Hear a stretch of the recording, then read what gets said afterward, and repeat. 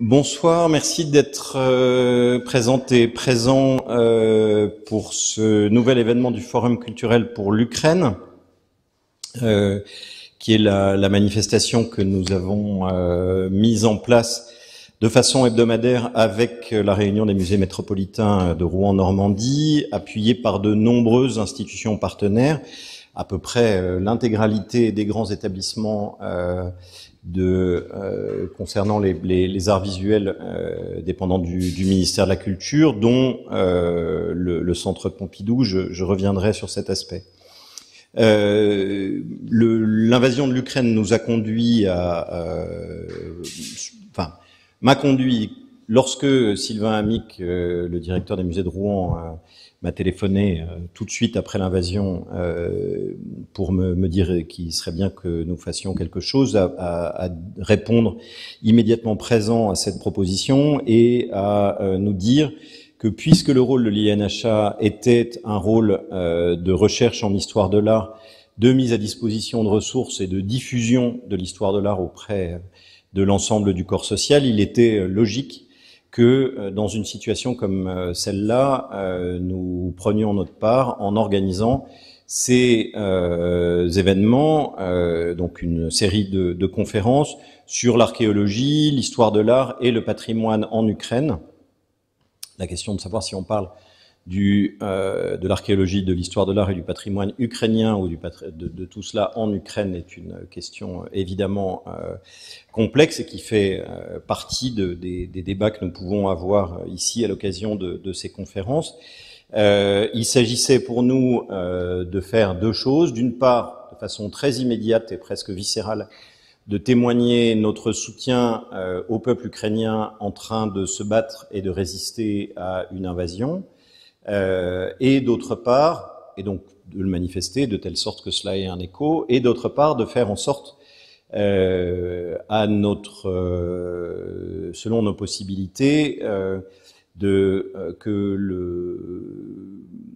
remédier, de pallier en partie l'absence de connaissances qui existe dans notre pays à l'égard du patrimoine, de l'histoire de l'art et de l'archéologie en Ukraine, qu'on a très longtemps confondu, et de ce point de vue-là, je pense qu'on est nombreux à devoir ou à pouvoir plaider coupable, et je le fais en tout cas moi, confondu avec l'histoire de l'art, le patrimoine russe, et on voit bien aujourd'hui que ce que produit cette espèce de confusion, ou ce que permet cette espèce de confusion. Donc notre idée a été assez simple de ce point de vue-là. Je rappelle, sans rentrer dans les détails, que nous nous associons à un certain nombre d'actions menées en soutien aux chercheuses et aux chercheurs en histoire de l'art ukrainien, dans notre domaine de spécialité. Vous pouvez retrouver les différentes actions, soit celles qui consistent en un accueil à l'INHA ou en soutien à l'accueil en France, soit celles qui consistent à une association à des manifestations ou à des soutiens concrets dans d'autres pays, en particulier européens. Sur le site de l'INHA, il doit y avoir un onglet où vous pouvez retrouver les informations de façon assez facile. Je rappelle également, comme je le fais à chacune de ces événements, qu'une programmation spécifique sera dédiée à l'occasion du Festival de l'Histoire de l'Art 2022, qui a lieu au château de Fontainebleau le premier week-end de juin. Il y aura des tables rondes autour de l'histoire de l'art et du patrimoine en Ukraine le samedi matin, samedi après-midi, dimanche matin et dimanche après-midi, autour de différentes questions, que par ailleurs en salle Labrouste, pour les centaines de lecteurs, de chercheurs qui viennent chaque jour travailler en salle Labrouste, nous présentons, nous avons remplacé notre habitude de présenter les ouvrages liés à l'actualité des expositions par des ouvrages qui traitent de l'art et de l'archéologie en Ukraine, soit en langue ukrainienne, soit dans d'autres langues, soit pour ceux qui sont disponibles en français, évidemment en français. Je vous rappelle que les prochaines conférences qui auront lieu soit dans cette salle, soit à l'auditorium Jacqueline Lichtenstein, suivant planning d'occupation des salles, parce que évidemment tout ça se rajoute à des choses qui étaient prévues de très longue date, seront le vendredi 22 avril à 18h30 une conférence de Irina Dmitrichine de l'INALCO à propos du mythe cosaque de l'Ukraine, et le 28 avril, le jeudi 28 avril, une conférence d'Olga Medvedkova du CNRS sur l'icône ukrainienne au XVIIIe siècle, et plus précisément sur les ateliers de Kiev. J'ai dit tout à l'heure que lorsque nous avions contacté les établissements nationaux, les musées, il y avait eu une réponse immédiate de tous ceux que nous avions contactés, et le Centre Pompidou a été l'une des premières institutions à répondre à la proposition de s'associer à ce forum culturel ukrainien. Je rappelle que par ailleurs, le Centre Pompidou a tout de suite aussi organisé une programmation spécifique et ça paraît aller de soi, mais je rappelle, comme je l'ai déjà fait ici même, que ça ne va pas de soi, que l'accrochage des salles a été immédiatement bouleversé et que des parties de collections contemporaines ont été consacrées en particulier à l'école de photographie de Kharkiv grâce à l'implication et à la détermination immédiate, à l'engagement immédiat de Nicolas Liuchik-Goutnikov, que nous sommes particulièrement heureux d'accueillir ici. Les relations que nous avons de travail je dirais quasiment au quotidien avec le Centre Pompidou sont nombreuses. Les relations que l'INHA entretient avec la bibliothèque Kandinsky que dirige Nicolas Liuchik-Goutnikov sont encore plus nombreux, je dirais, à l'intérieur de ses habitudes de travail. Ce sont des relations particulièrement fortes. Et voilà, merci d'avoir accepté de faire cette conférence dans un emploi du temps extrêmement chargé sur la manière dont le musée présente l'art d'Ukraine moderne et contemporaine, à la fois dans les transformations qui ont eu lieu et puis aussi en lien avec une donation extrêmement importante. Enfin, je ne sais pas si c'est une donation, un don, peu importe la catégorie juridique, on en saura peut-être plus tout à l'heure, mais ça n'est pas la question centrale. En tout cas, ce qui est important, c'est qu'il y a des œuvres d'art ukrainiennes présentes dans les collections nationales françaises, montrées, qui vont faire l'objet par ailleurs d'une exposition plus importante. Je ne voudrais pas terminer cette présentation, même si elle est déjà trop longue, sans quelques remerciements, des remerciements extrêmement chaleureux à Victor Klaas, qui est coordinateur scientifique à l'INHA, qui porte l'ensemble de ces manifestations et de ces programmations pour Rouen et pour Paris, dans un emploi du temps qui était déjà plus que saturé et qui ne l'empêche pas par ailleurs de mener des recherches en histoire de l'art, comme il est censé le faire, et enfin je veux dire censé pour lui-même, parce que rien ne l'y oblige, sinon un sens élevé du devoir moral qui est le sien à l'égard de l'histoire de l'art avec un grand H, et peut-être avec un grand A, je ne sais pas. Je veux remercier également les chercheuses et les chercheurs d'Ukraine ou spécialistes de son histoire qui ont aidé les équipes de l'INHA à identifier nos collègues et à entrer en contact avec elles et avec eux, soit sur le territoire français, soit pour certains d'entre eux dans d'autres pays européens, soit même, évidemment, en Ukraine même, avec parfois des prises de position à distance, enfin, des interventions à distance. Je veux remercier le service des manifestations et le service de la communication, qui font en sorte que ces manifestations puissent avoir lieu, que ça rentre dans les plannings, que ce soit capté en vidéo, que ce soit ensuite disponible sur la chaîne YouTube de l'INHA et celle des musées métropolitains de Rouen, et tout ça est en particulier rendu possible par Maxime Grel, pour le travail qu'il fait en régie, spécialement sur les captations. Voilà, pardon Nicolas de cette introduction trop longue. Je te cède la parole tout de suite. Merci infiniment Eric pour l'invitation, et bravo à l'INHA et à toi d'avoir mis en place ce programme extrêmement stimulant et surtout nécessaire, me semble-t-il, en cette période tragique. J'aimerais placer cette communication, du moins la majeure partie, sous les auspices de la forme récit, Et je vais donc vous raconter la façon dont le Centre Pompidou a pu constituer récemment, au fil de différentes rencontres et voyages, une collection d'œuvres reflétant de façon éclatée, mais pas disparate, le cours de l'art en Ukraine depuis les années 60. Je n'ai pas la prétention de vous donner un cours magistral sur les formes d'art qui apparaîtront au fil de ce récit. Je n'en ai pas réellement les compétences, du moins pas celles qu'en ont les spécialistes, à commencer par les spécialistes ukrainiens, car il faut d'emblée souligner ici le travail historiographique remarquable mené depuis plusieurs années à Kiev, mais aussi à Kharkiv ou à Odessa, concernant la période contemporaine, et il va sans dire également la période moderne.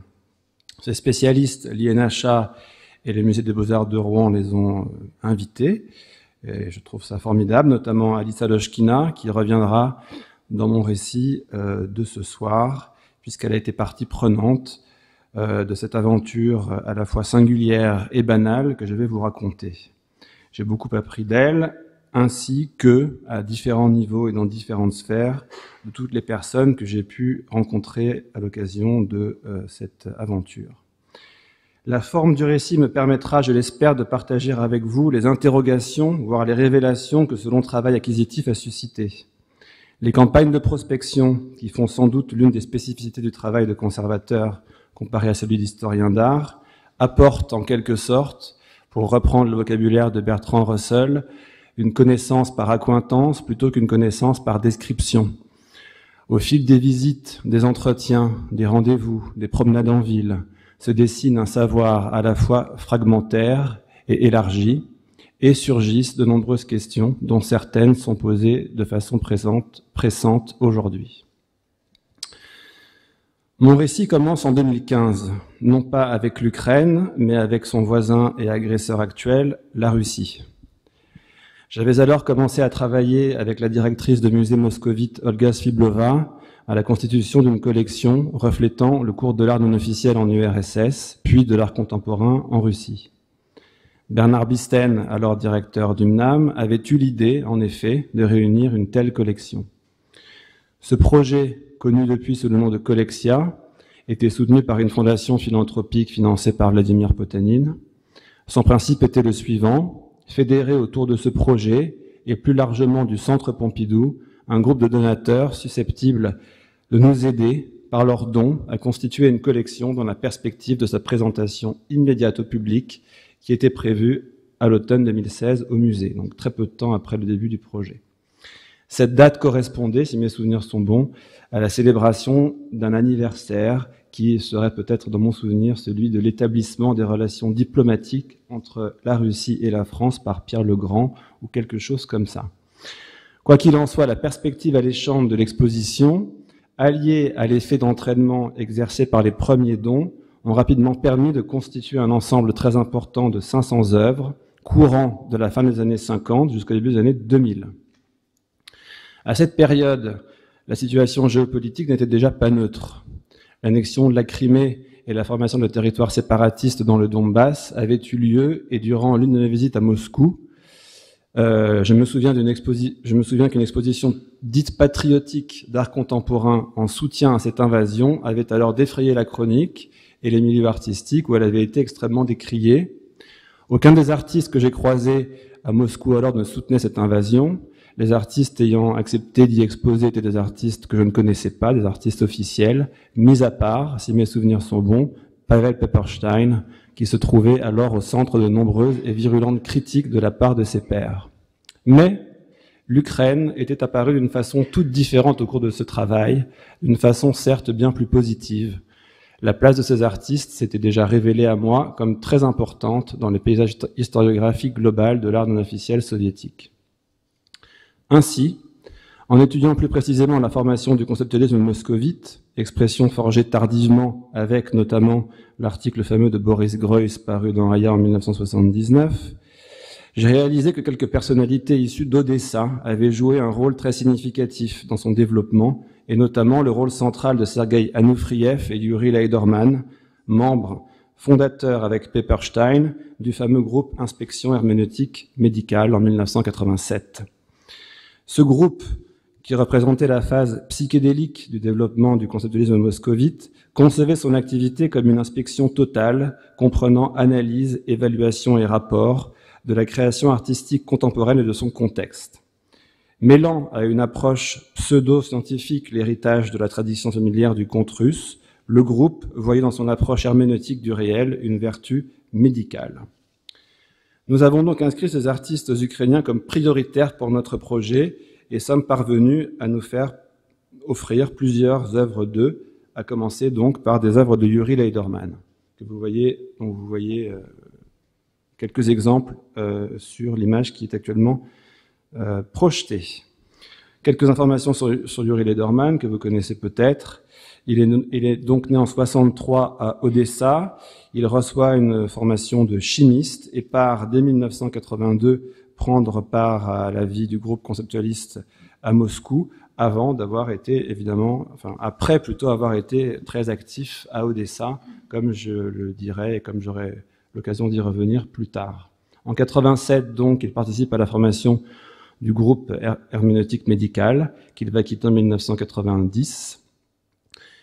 Lederman est un artiste qui va mener à travers son œuvre une réflexion sur la mise en image de matériel textuel, comme vous pouvez le voir, s'affirmant comme l'héritier d'une tradition artistique accordant une place primordiale à la forme de l'album illustré, une forme très importante dans le contexte soviétique. Avant de former le groupe Inspection herméneutique médicale, en 1985, 6, 7, Lederman va réaliser une série de cahiers conçus chacun comme une séquence d'images à faire défiler, c'est l'image que vous voyez sur la droite, de façon quasi cinématographique, en passant donc les pages. Ces pages sont constituées de dessins, laissant une large place au langage, et plus précisément, en l'occurrence, au langage ukrainien. J'y reviendrai. Autre artiste ukrainien contacté et représenté dans ce projet Koleksia, Sergueï Onufriev, autre artiste issu d'Odessa, où il est né en 1964. Et nous avions acquis, donc, pour ce projet Koleksia, une œuvre antérieure, elle aussi, à la formation du groupe herméneutique médical, qui est tout simplement une chemise sur laquelle Onufriev avait inscrit le premier discours de Mikhail Gorbatchev, un discours qui portait évidemment tous les espoirs liés à la perestroïka et au temps de la libéralisation. Un artiste moins connu que ces deux-là avait également retenu notre attention. Il s'agit donc de Vagrish Barchanian, un artiste de génération beaucoup plus antérieure à celle de Onufriev et Lederman, puisqu'il est né en 1938 à Kharkov, où il a été pendant plusieurs années l'animateur très actif de la scène non officielle avec Édouard Limonov ou Anatoly Brusilovski. En 60, Barchanian s'installe à Moscou.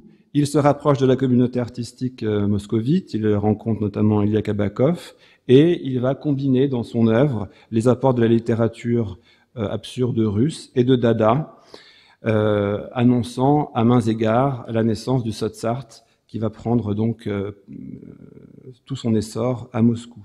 En 74, il émigre aux États-Unis et va poursuivre donc une activité très intense de production de livres d'artistes, dont nous voyons ici un exemplaire, donc un livre d'artiste qui s'appelle « La naissance de la vodka stolichnaya ». Évidemment, une œuvre pleine d'humour, comme vous pouvez le constater par vous-même. Au fil des pages de ce livre que vous tournez, il y a beaucoup plus de pages que les 4 que vous voyez représentées ici, apparaît de façon extrêmement laconique et en même temps amusante une bouteille de vodka stolichnaya. En parlant de Kharkov, d'où est issu Barchanian, et de conceptualisme, il est difficile de ne pas mentionner Boris Mikhailov, qui entre en contact avec ce groupe moscovite en 79 et présente ses œuvres à cette époque dans la capitale soviétique. Quelques mots là encore sur Boris Mikhailov, mais je pense que vous le connaissez, il y a déjà d'ailleurs eu une conférence ici sur l'école de Kharkiv.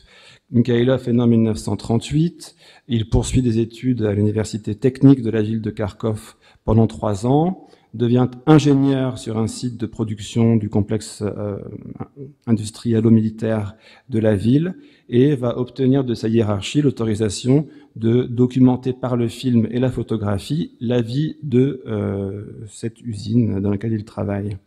Pratiquant en privé la photographie de nu. Mikhaïlov est inquiété par le KGB et renvoyé de son poste. Il va dès lors développer une activité pleinement non officielle dans le cadre de ce fameux club amateur bien connu de vous, je pense, qui se développe à Kharkov, et autour de ce groupe qu'on appelle le groupe Vremia, le groupe Le Temps, qui va donc réunir tous ces héros donc de l'école de Kharkiv. Autre artiste que nous avions rencontré à l'époque à Moscou, c'était donc Sergueï Bratkov, un artiste très proche de Mikhaïlov, qui a été l'un de ses élèves, qui est né en 60 à Kharkov, qui va se mêler à la scène locale pendant plusieurs années, avant de partir pour Moscou. Mais avant de se faire, il va créer avec Mikhaïlov un groupe extrêmement intéressant du point de vue de sa production artistique, le groupe de réaction rapide. Il part donc à Moscou en 2000 et cette œuvre date donc d'après son installation. C'est une œuvre qui est extrêmement désopilante, qui s'appelle donc Sur le volcan, mais qui n'est autre en fait que la documentation très, très humoristique d'Ukrainiens prenant de vastes bains de boue. Je vous recommande de la voir si vous avez la possibilité de le faire. Le travail sur Koleksia m'a également amené à découvrir un moment de cette histoire que je connaissais très mal, qui est le moment artistique lié à la perestroïka, c'est-à-dire à la libération de l'art en URSS, à travers notamment de grands squats devenus légendaires, comme le squat de Furman Pereoulok. Un squat, comme vous le savez peut-être, à Moscou, gigantesque, très grand, habité par de nombreux artistes provenant de toutes les républiques socialistes soviétiques de l'époque, dans lequel les collectionneurs étrangers se sont rués dans les années 80, extrêmement curieux de découvrir cet art, dans un moment de folie spéculative portée sur l'art soviétique, et donc cette curiosité d'un art inconnu. Je vous rappelle bien sûr en 87 la tenue de l'exposition Sotheby's. Pourquoi je vous parle de ce squat? Parce que dans ce squat, bien sûr, de nombreux artistes ukrainiens brillent par leur talent que je considère tout à fait remarquable, et notamment le groupe Piertsi, qui veut dire poivron en russe, peut-être d'ailleurs aussi en ukrainien, je ne sais pas si les mots sont identiques dans les deux langues. En tout cas, ces artistes sont des artistes issus d'Odessa qui vont développer une pratique post-conceptuelle de très très grand intérêt. Ils vont commencer à travailler à Odessa, ils vont être partie prenante de toute cette vie non officielle qui se développe sur place, mais j'y reviendrai plus tard en détail. Ils vont s'installer à Moscou dans les années 80 et puis développer donc ce travail tout à fait saisissant du point de vue formel, également plein d'humour, on y reviendra également aussi beaucoup concernant Odessa, critiquant avec une ironie très grande la vie soviétique, avec des dessins très absurdes illustrant l'absurdité du monde soviétique réalisés sur des dessins, comme vous voyez ici, et avec également de grandes tables statistiques, de grands tableaux statistiques prétendant apporter des réponses à des questions qui traversaient à l'époque le monde soviétique, mais des réponses extrêmement désopilantes, le tout étant évidemment articulé, comme vous voyez, à une casserole en fer tout à fait triviale. Autre artiste de ce squat, Larissa Zviesdachotova-Rezun, qui est née elle aussi à Odessa en 1958, qui vit pendant quelque temps avec Anofriev, que nous avons déjà rencontré durant cette communication, et dont la maison à Odessa va devenir un véritable foyer pour l'art non officiel. S'y rencontrent et s'y croisent beaucoup de gens, d'artistes d'Odessa. Elle va s'installer ensuite à Moscou, épouser l'artiste russe Konstantin Sviesdachotov, et devenir donc, là aussi, l'une des figures importantes de ce squat de la rue Fourmany. À la différence des artistes de sa constellation conceptualiste, elle va avoir un intérêt très particulier pour le matériau lui-même et pour le médium lui-même, en n'hésitant pas à recourir notamment à la broderie, et en appliquant aussi les principes de l'art populaire ukrainien, mêlés d'humour noir à de grands tableaux qui évidemment satirisent l'esthétique triomphale du réalisme socialiste en pleine déconfiture à cette époque. Quelques-uns de ces artistes, j'ai pu les rencontrer en personne durant ces voyages de prospection, notamment Yuri Leiderman. Et j'aimerais peut-être dire quelques mots de cette rencontre avec Yuri, puisqu'elle a pour moi été très significative. Yuri Leiderman, lorsque je l'ai rencontré, avait déjà quitté Moscou. De fait, je l'ai rencontré à Berlin. Au printemps 2016, il vivait dans un appartement près de l'aéroport, je me souviens plus du nom de l'aéroport en question, mais dans le nord de la ville, pour le convaincre de participer à ce projet et essayer de choisir avec lui les œuvres, d'ailleurs que vous avez vu au début de cette conférence. Yuri m'a paru extrêmement gêné, en même temps que désireux de rejoindre les collections du Centre Pompidou. Et au fil de notre conversation, j'ai compris que finalement le principal problème qu'il avait avec cette exposition, c'est qu'il craignait que ce soit une exposition d'art russe, ce qui rejoint évidemment la préoccupation émise par Eric en introduction de cette conférence.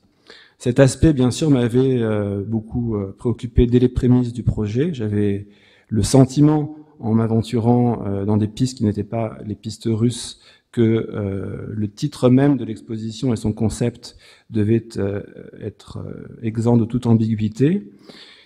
Ma co-commissaire russe, Olga Siblova, était partie à l'origine sur l'idée d'une exposition prenant pour prémisse l'art contemporain russe. Je trouvais ça évidemment extrêmement problématique, eu égard aux circulations et au brassage de nationalités au sein de l'URSS, ou derrière une nationalité spécifique, ukrainien, moldave, géorgien ou russe, tout le monde était avant tout citoyen soviétique. J'ai donc insisté et obtenu que notre projet se place sous une ombrelle beaucoup plus large et que nous nous attachions à étudier l'art contemporain en URSS, puis en Russie, comme l'a clairement indiqué le sous-titre de l'exposition, Koleksia, art contemporain en URSS et en Russie. Je ne voulais pas non plus qu'on utilise l'adjectif de nationalité, donc c'est bien en URSS et en Russie et non pas russe ou soviétique, afin d'éviter tout le potentiel d'essentialisation que recèle l'adjectif en général et l'adjectif national en particulier. J'ai donc expliqué cela à Yuri, qui s'est montré extrêmement rassuré et qui, au bout du compte, a émis le souhait de participer à ce projet à travers ses œuvres, donc que vous avez vues au début de ce PowerPoint et qui étaient des œuvres par ailleurs réalisées à l'époque soviétique lorsque Yuri était en URSS et avant donc son immigration. Je considère que c'est un artiste qui est aujourd'hui l'un des plus importants de cette zone, disons, de ex-soviétique. Et je voudrais aussi vous raconter une autre anecdote à propos de Yuri, qui me semble extrêmement révélatrice, puisque Yuri est venu quelques mois après l'ouverture de Koleksia donner une conférence au Centre Pompidou. Conférence n'est d'ailleurs pas le mot, puisqu'il s'agissait plutôt d'une performance, tant par le rythme du discours de Yuri, qui était arrêté par de nombreuses pauses, qui avait une dimension extrêmement poétique, que par l'enchaînement des thèmes de cette conférence-performance ou de cette performance-conférence. L'acmé de cette conférence a été la diffusion d'une captation d'une performance d'action painting, pardon de la redondance, par Yuri. Yuri était donc filmé en train de réaliser un dripping extrêmement sacrilège au-dessus d'une photographie de très grand format qui représentait tous les héros donc de ce conceptualisme moscovite autour d'un Kabakov fraîchement décoré d'une médaille officielle russe.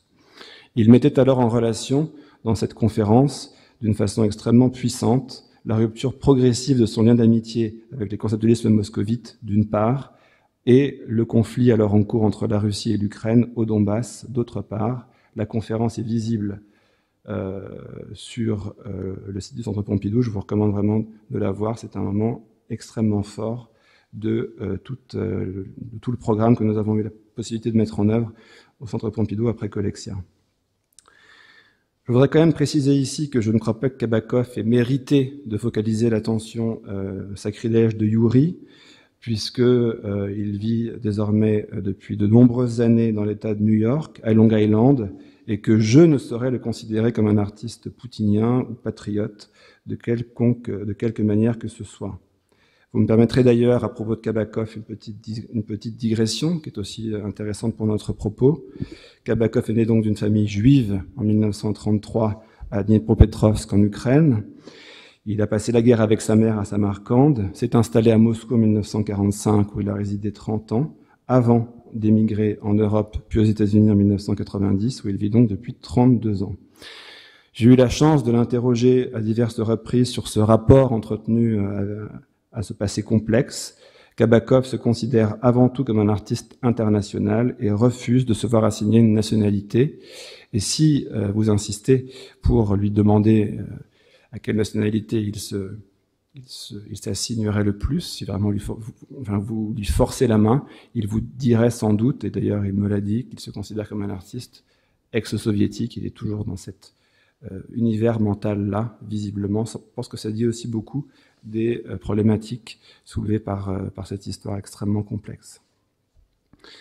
Mais je m'égare de ce propos original, qui était donc cette préparation de l'exposition Koleksia, et je reviens donc à mes moutons, c'est-à-dire à cette donation, dans laquelle donc plusieurs artistes ukrainiens se sont retrouvés, de par ce passé commun aux 15 républiques anciennement soviétiques, dont l'Ukraine et la Russie. Ces artistes sont donc devenus, par le biais de ce projet, le sujet de mes recherches. Des recherches qui étaient certes livresques, mais aussi des recherches très concrètes, la recherche d'œuvres disponibles pour d'éventuels dons. Ces recherches d'œuvres disponibles, elles auraient pu me conduire à Kiev, mais nous nous sommes contentés de Moscou, et je pense que là aussi il y a un sujet qui est intéressant et important du point de vue du patrimoine, puisqu'il est essentiel de noter qu'à Moscou aujourd'hui, d'importantes galeries, comme la galerie Regina et son propriétaire Vladimir Ovcharienko, possèdent d'extraordinaires collections d'œuvres d'artistes ukrainiens. On peut citer également la défunte galerie de Marat Gelman, le grand mogul de l'art contemporain dans la zone ex-soviétique, ouverte en 1990 à Moscou, puis brièvement à Kiev entre 2002 et 2004.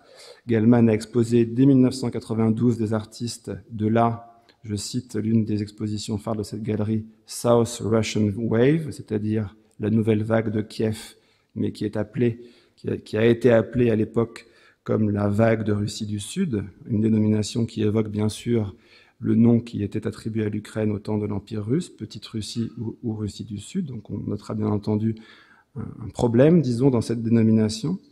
Mais là encore, arrêtons-nous sur cette idée que le patrimoine ukrainien, en tout cas contemporain, est aussi aujourd'hui dans des grandes collections et dans des grandes galeries présentes à Moscou, ce qui évidemment n'est pas sans conséquence. Bref, en septembre 2016, l'exposition Koleksia Art contemporain en URSS et en Russie 1950-2000 a ouvert ses portes à l'étage des collections contemporaines du Centre Pompidou. Le vernissage a attiré beaucoup de monde, notamment de nombreux artistes qui se réjouissaient de voir leur art désenclavé à travers cette initiative. La réception du projet a été globalement très positive, même si quelques prises de parole de gens de musée du côté russe avaient alors fait entendre un terme évidemment définitif, celui de colonialisme. Le Centre Pompidou aurait pour eux fait preuve d'une attitude coloniale en raflant des centaines d'œuvres. Les artistes, en tout cas pour leur part, étaient ravis d'être insérés grâce à cette opération dans un récit plus global qui est celui de la collection donc d'un musée comme le nôtre, un musée international. Le succès de ce projet d'exposition a été tel que d'autres donateurs et d'autres artistes ont voulu donner, après le vernissage de l'exposition, d'autres œuvres. Nous avons donc ouvert une extension de Koleksia qu'on a appelée Koleksia Plus à l'époque, donc à l'hiver 2017, et c'est là que l'Ukraine va pour de bon rentrer dans ce récit, puisque lors du vernissage ou des performances qui l'ont accompagné, nous avons été présentés à un couple de collectionneurs ukrainiens, Zenko Aftanassis et sa femme Jana, qui étaient accompagnés justement de Marat Gelman et qui se sont présentés comme des personnes désireuses, je cite, de faire la même chose que nous avions faite pour les Russes, pour l'Ukraine. Donc constituer une collection d'art d'Ukraine au Centre Pompidou. C'était donc début 2017. Avant que cette aventure ne soit lancée, le directeur du musée d'alors, Bernard Blisten, a voulu rencontrer ses nouveaux amis ukrainiens. Cela fut fait à la Biennale de Venise, où le pays était représenté par un projet de Boris Mikhailov appelé Parliament 2017, qui reposait, comme vous le voir sur les images, sur une décomposition particulièrement aboutie et puissante d'images numériques de parlementaires européens en plein acte de bravoure oratoire, une critique bien entendu de la représentation politique. Nous avons organisé dès lors des voyages en Ukraine, la première fois en 2017, nous y sommes rendus à plusieurs. Nous passâmes donc 4 jours d'intenses rencontres à Kiev, en commençant par notre séjour par une visite au Pinchuk Art Center, où était exposée la collection d'art ukrainien de Monsieur Pinchuk. Vous avez une vue de cette exposition à gauche, une collection extrêmement importante et très riche et d'excellente qualité, et était alors exposée aussi l'œuvre que je ne connaissais absolument pas, je dois le reconnaître, d'un artiste désormais mythique à Kiev, Fedir Tetianich, dont nous hébergeons aussi aujourd'hui au Centre Pompidou la fille, Lada, qui a fui les combats en Ukraine et a donc quitté Kiev pour la France.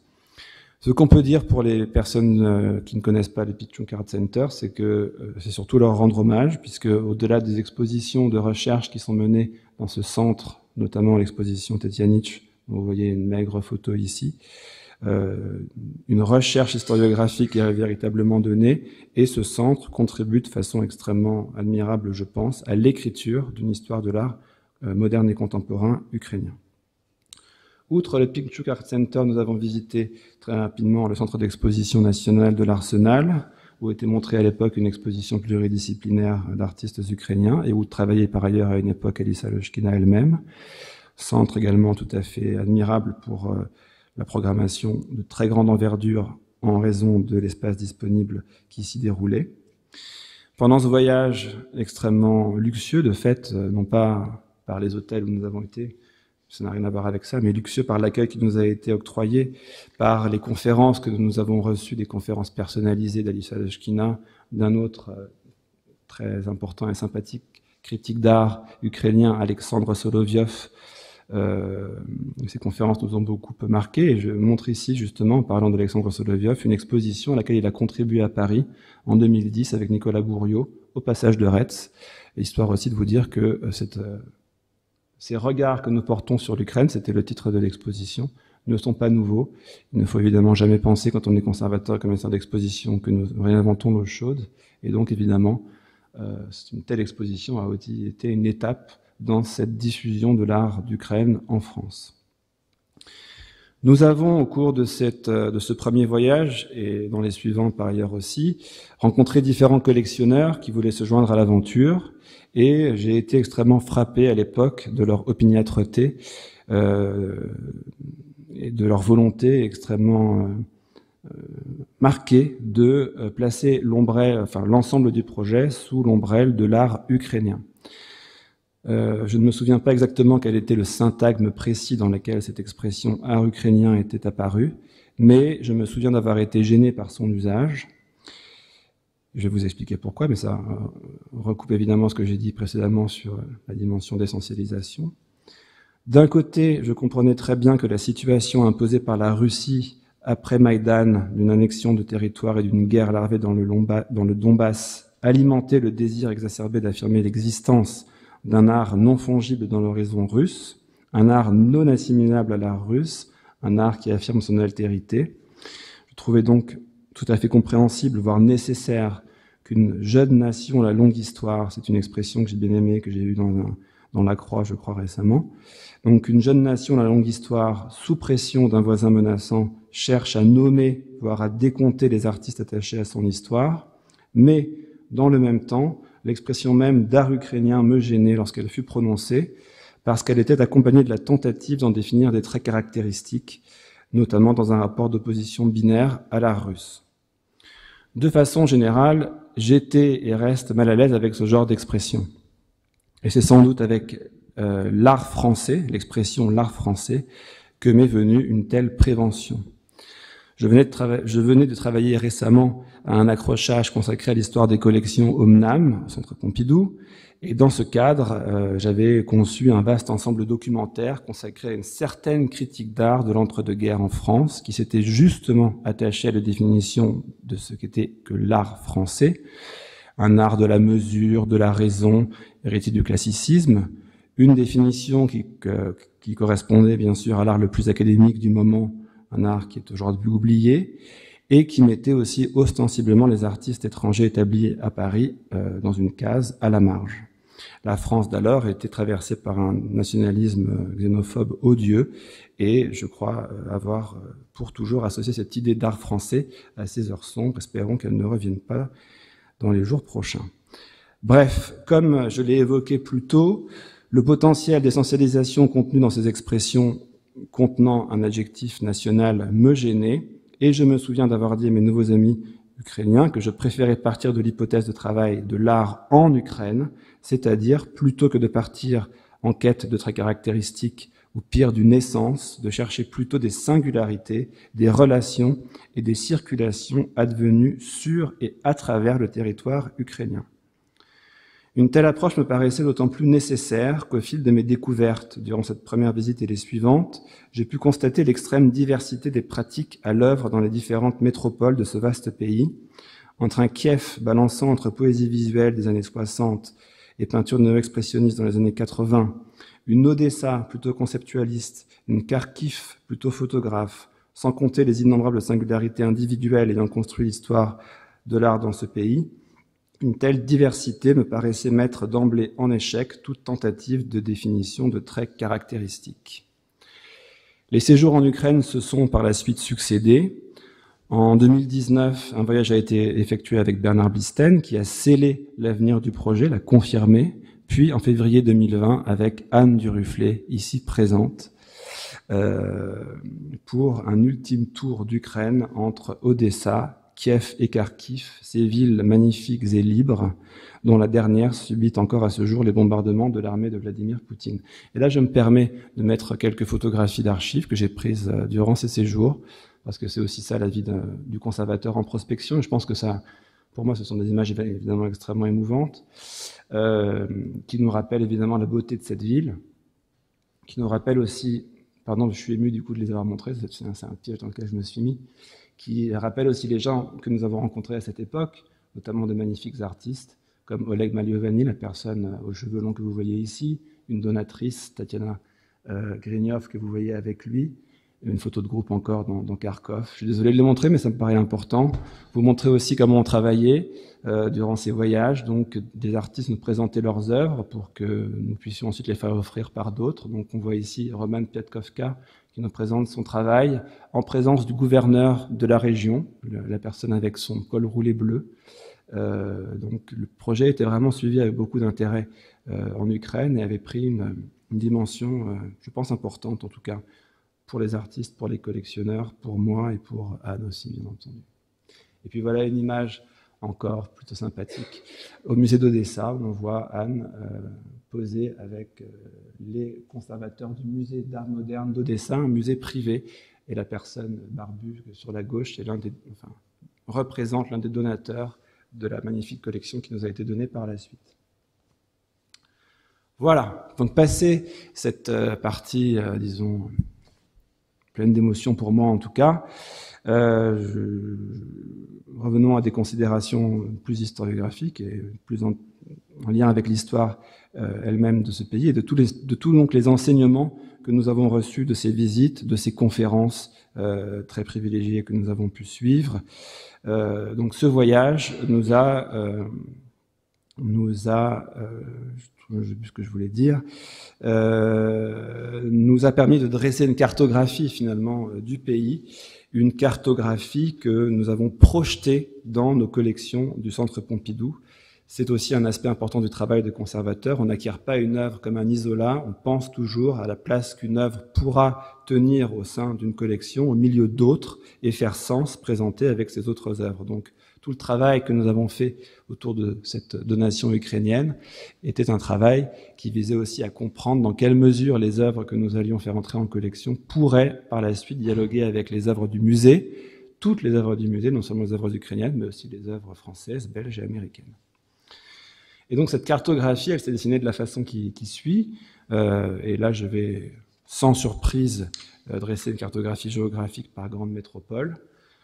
En commençant par Kiev, donc, Nous avons été extrêmement frappés de ce qui s'est passé à Kiev dans les années 60, autour donc d'un cercle d'amis artistes, musiciens, architectes et historiens d'art, cercle au sein duquel se distinguait la figure de Valéry Lamarre, un artiste monumentaliste renommé, donc un artiste dont l'activité officielle était normalement plutôt orientée vers des formes monumentales urbaines, ou des peintures elles-mêmes de très grande dimension, un artiste qui, dans sa pratique non officielle, avait développé des formes abstraites au schématisme extrêmement radical dans son fameux livre des schèmes, dont on voit ici une petite partie dans une vitrine de la Documenta 14, un livre en 5 tomes imprégné de lectures philosophiques, à la fois de philosophie chinoise, mais également zen.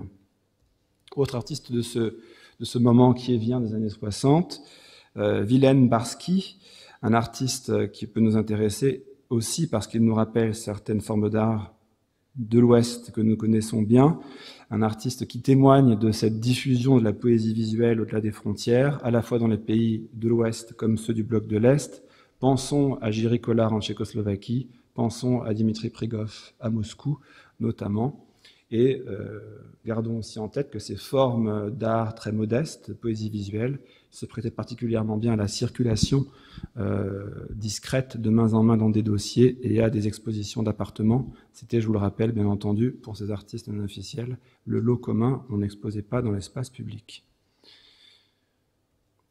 Autre artiste formidable que nous avons vu sans pouvoir à l'époque réunir véritablement un ensemble d'œuvres consistants, c'est un artiste que j'ai déjà mentionné, Fedir Tetianić, qui est né en 1942 et mort en 2007, un artiste qui est devenu aujourd'hui une figure extrêmement mythique pour de nombreux jeunes artistes de Kiev, à commencer par Nikita Kadan, un artiste lui aussi de formation monumentaliste, formation très académique à l'école des beaux-arts de Kiev, qui développe une pratique non officielle parallèle, l'amenant à des actions dans l'espace public autour de son grand projet utopique de biotechnosphère, un projet qui résonne beaucoup avec des préoccupations actuelles, traversées de convictions proto-écologistes et prenant la coexistence paisible entre l'homme et son environnement.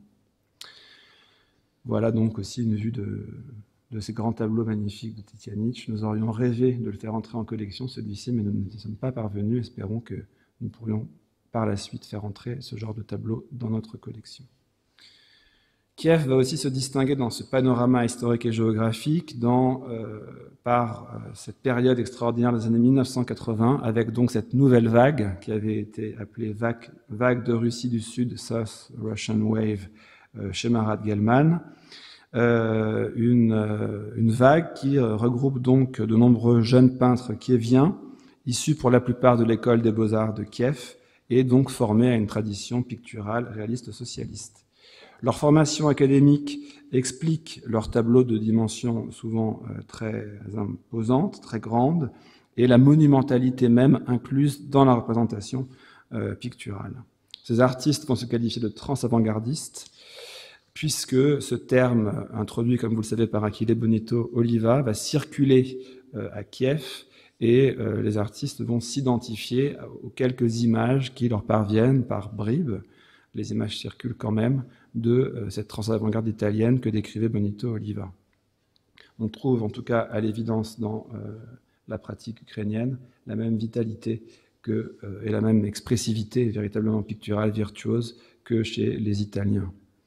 Et puis nous avons été très intéressés à Kiev par une génération beaucoup plus contemporaine, de jeunes artistes d'aujourd'hui, à commencer par le groupe REP, Revolutionary Experimental Space, un groupe qui se constitue en 2004, lors de la révolution orange en Ukraine, et qui compte alors 20 membres.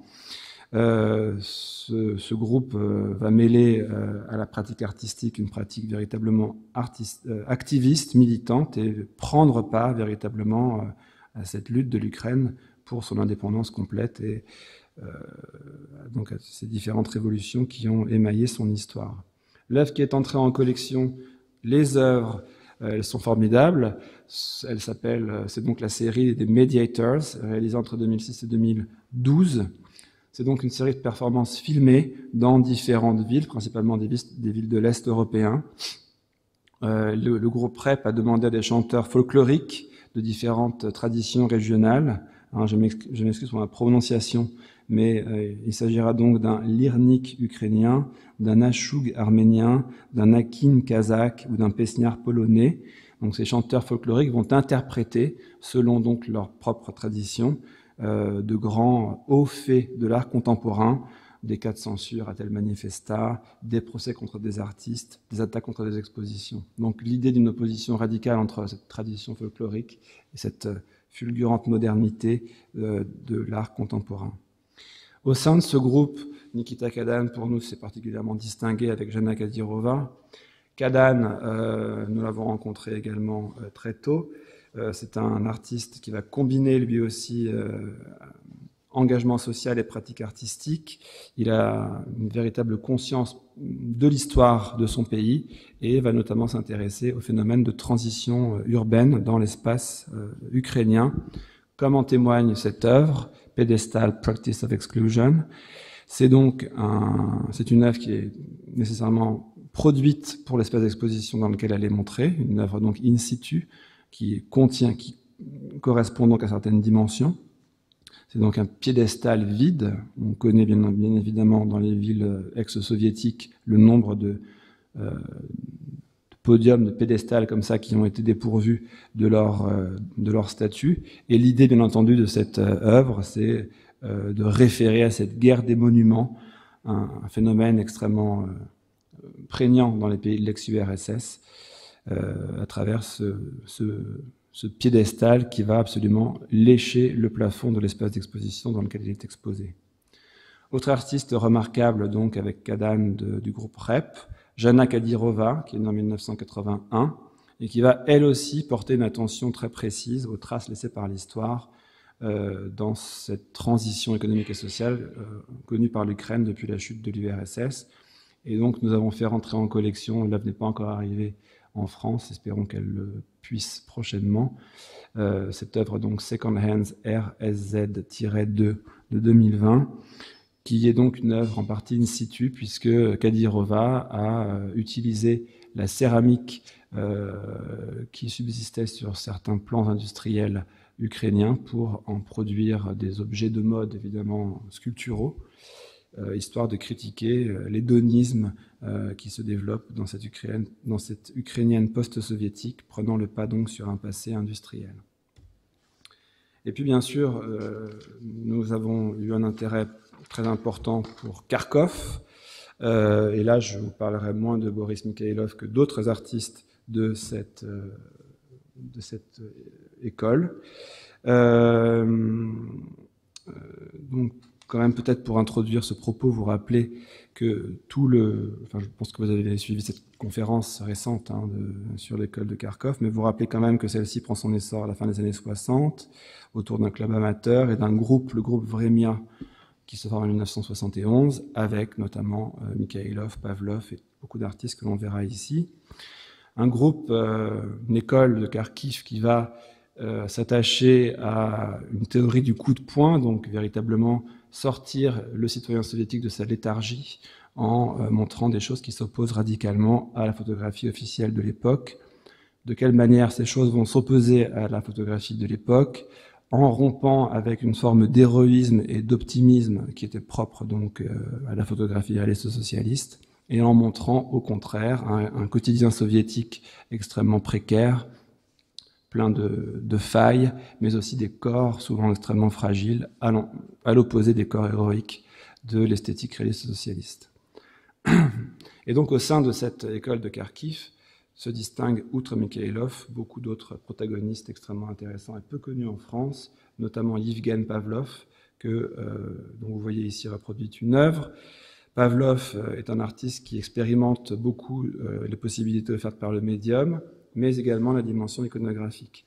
Une de ces séries cruciales, c'est la série Violon, Skripka en russe, qu'il considère comme son œuvre inaugurale. Je vous parlais donc de la nudité. Ici, Pavlov va photographier un groupe de hippies folâtrant véritablement dans la campagne de Kharkiv, à l'encontre absolument de toute forme d'interdit lié à la nudité, notamment masculine, mais aussi à la représentation d'une telle liberté corporelle.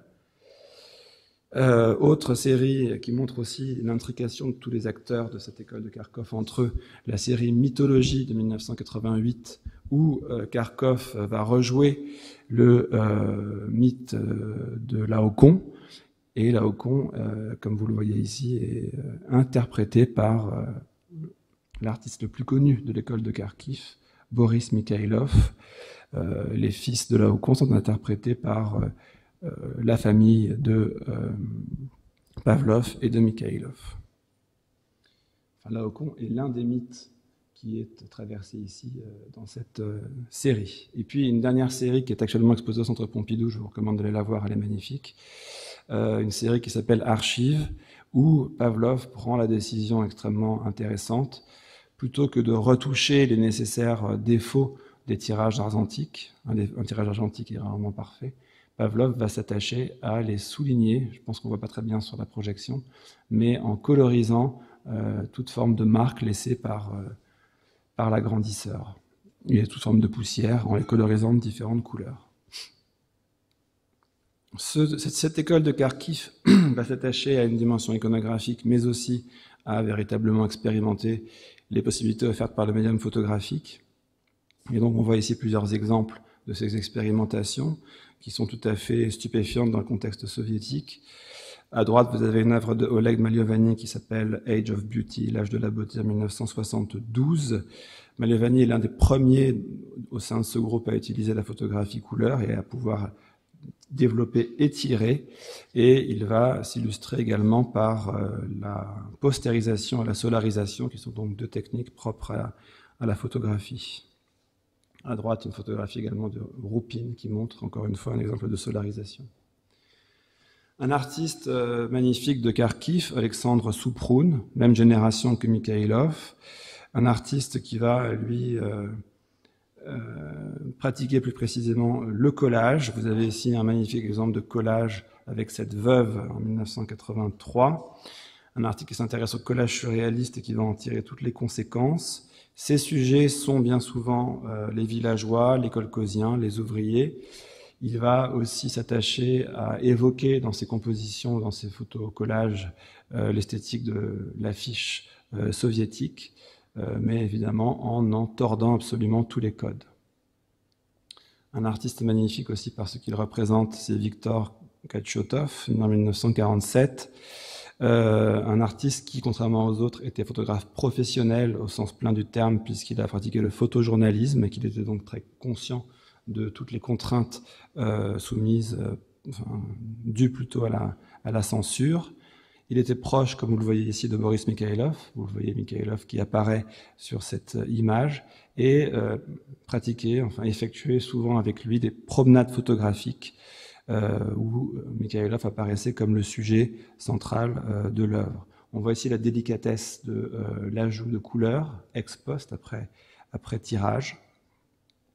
Et puis, autre photographie, là, très intéressante par ses qualités plastiques, mais aussi très intéressante par ce qu'elle représente, puisqu'elle représente un vernissage en 1994 d'une exposition néo-photo-expressionnisme au Kharkiv Art Museum, à laquelle participent notamment Bradkov, Mikhailov et Sergei Salonsky.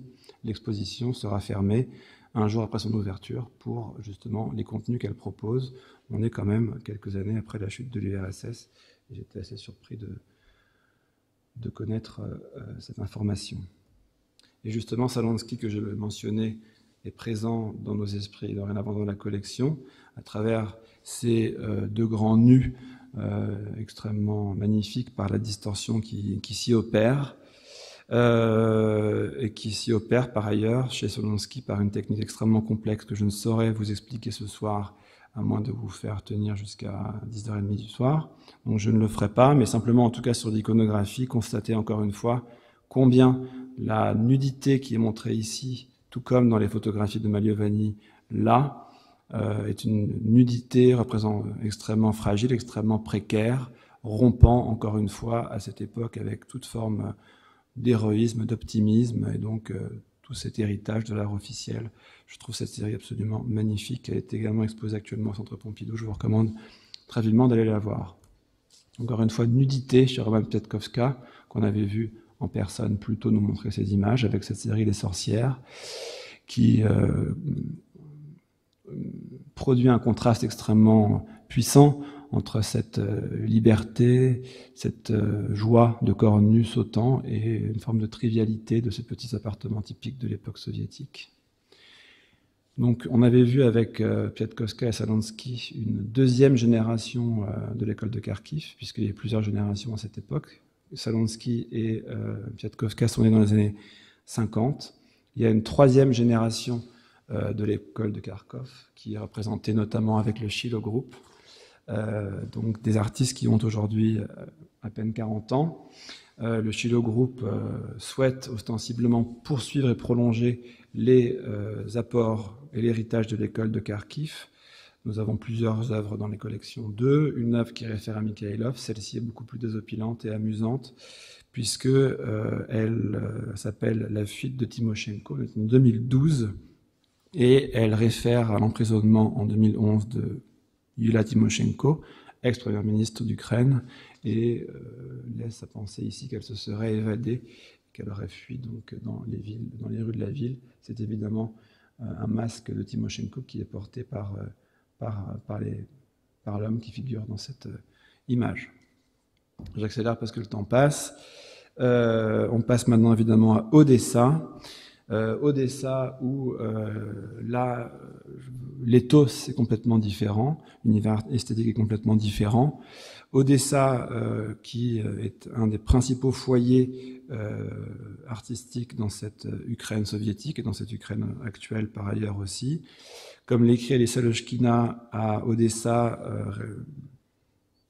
résiste une sorte d'esprit de port franc, un esprit d'indépendance. Et c'est donc dans cette ville que se sont accomplies plusieurs expositions rapidement démantelées par les autorités. En 1967, une exposition non officielle a été démantelée bien avant l'exposition Bulldozer de Moscou en 1974 par les autorités. Et dans cette ville aussi, que de nombreuses expositions d'appartements, on en décompte plus d'une centaine dans les années 70, ont été organisées. Et l'un des principaux protagonistes de ces expositions d'appartements, c'est Oleg Sokolov, dont vous voyez ici quelques œuvres. Je les ai découvertes avec une grande stupéfaction, puisque dès les années 1950, Sokolov va intégrer l'usage des mots comme des éléments plastiques dans la lignée de la poésie futuriste, Khrouchtchev ou Khlebnikov. On pourrait penser ici à un art proto-conceptuel, mais en effet plutôt sur le mode des liens entre conceptualisme et poésie, avec des gens que l'on connaît ici, comme Marcel Brotars notamment, mais plus en tout cas Brotars que Kossuth bien sûr. Des jeux sur les mots pour les gens qui ne sont pas russophones. L'œuvre de gauche, Kaki Est, peut être traduite de deux façons différentes en français. D'une part telle qu'elle, ou d'autre part comme en manger, donc aussi toujours l'idée de ce jeu sur le mot. Et puis une œuvre qui va référer à quelques grands, enfin, une tradition littéraire russe, Dimitri, notamment Venievitinov, j'avoue que j'ai pas lu les œuvres de cette personne, qui sont donc insérées dans cette composition extrêmement abstraite de Sokolov.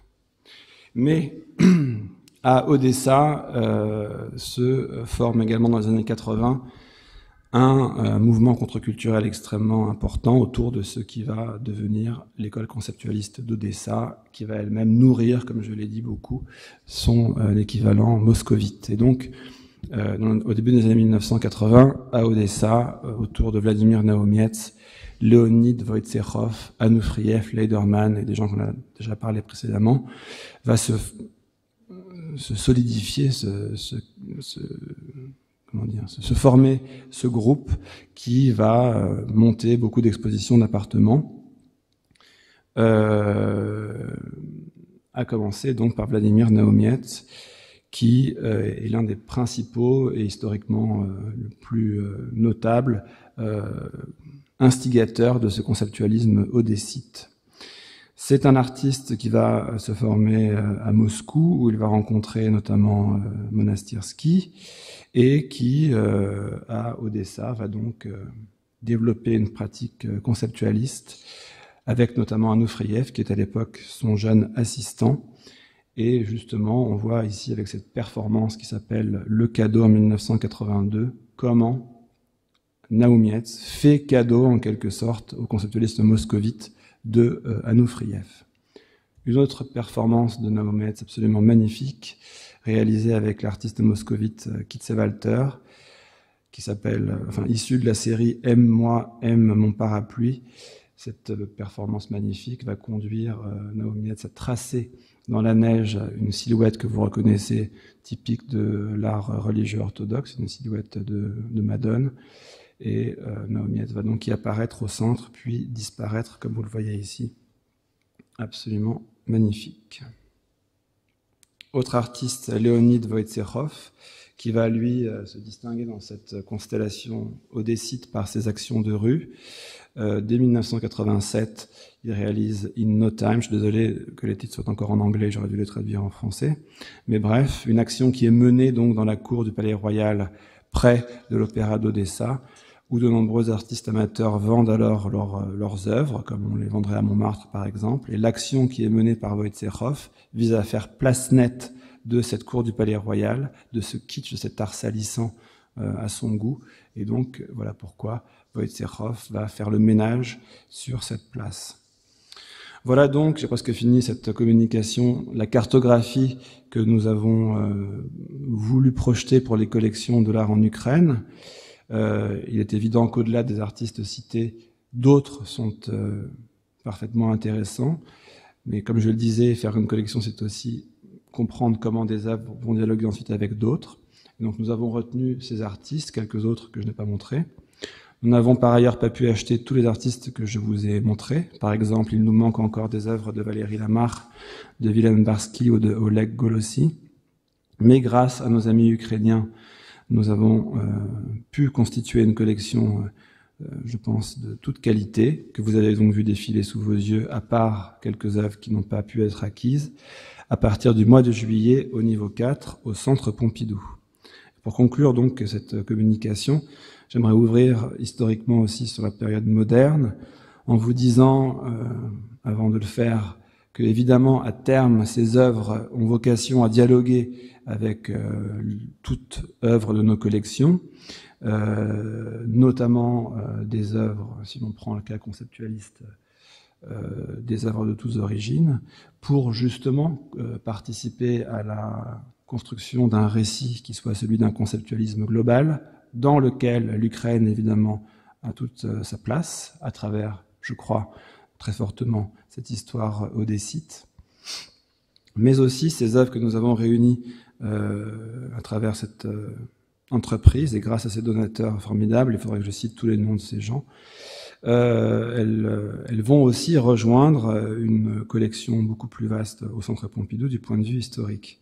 Et donc elles nous permettront de couvrir de façon fragmentaire le cours de l'art en Ukraine au XXe siècle, de dresser le récit donc de ce cours de l'art en Ukraine au XXe siècle. Je dois vous dire que j'aime beaucoup cette expression, couvrir le cours de l'art en Ukraine au XXe siècle, dresser le récit du cours de l'art en Ukraine au XXe siècle. Il me semble que ce sont des formulations particulièrement idoines pour l'historien d'art et le conservateur.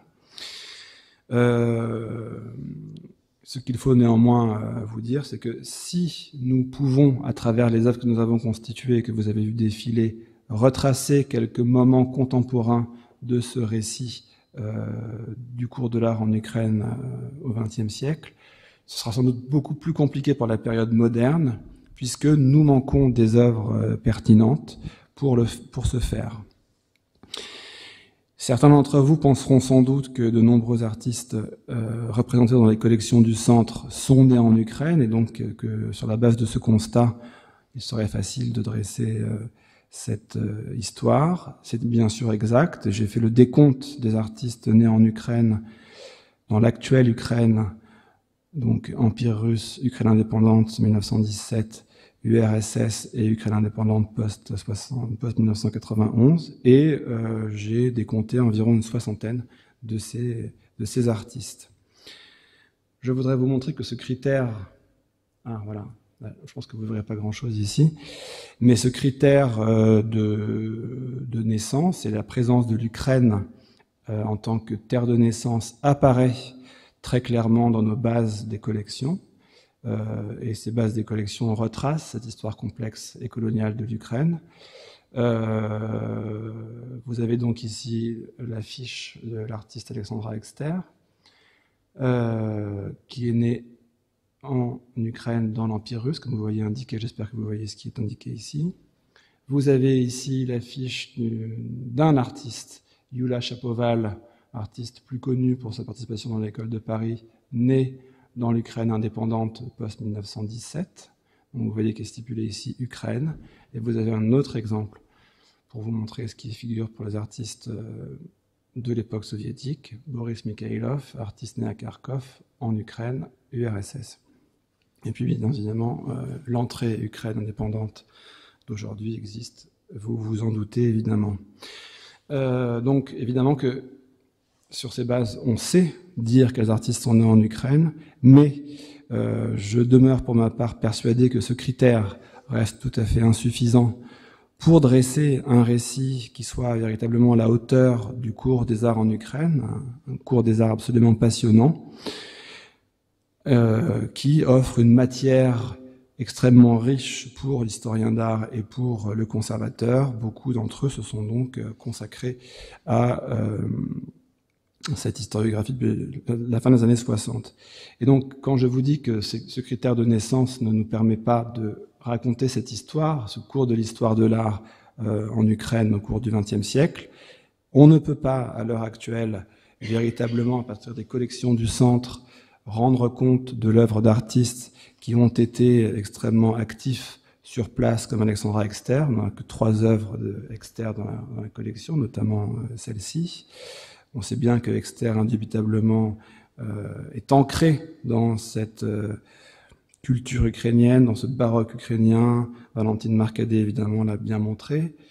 On ne peut pas, par exemple, montrer le passage d'artistes non nés en Ukraine à Kiev, mais ayant travaillé sur place et dont la présence a eu un impact important. Rappelons-nous par exemple que Tatlin a été enseignant à l'école des arts à l'Institut des arts plastiques de Kiev, où il était chargé du département de photographie, de cinéma et de théâtre. Dans les collections, rien de tel ne permet de parler de ce moment important où il est présent sur place et il y a une effervescence dans ce département qui est vient. La collection ne nous permet pas non plus de rendre compte des très importantes expositions d'avant-garde qui se sont tenues en Ukraine au début du XXe siècle. Pensons à l'exposition Le Maillon, organisée par Exter et Bourliuk à Kiev.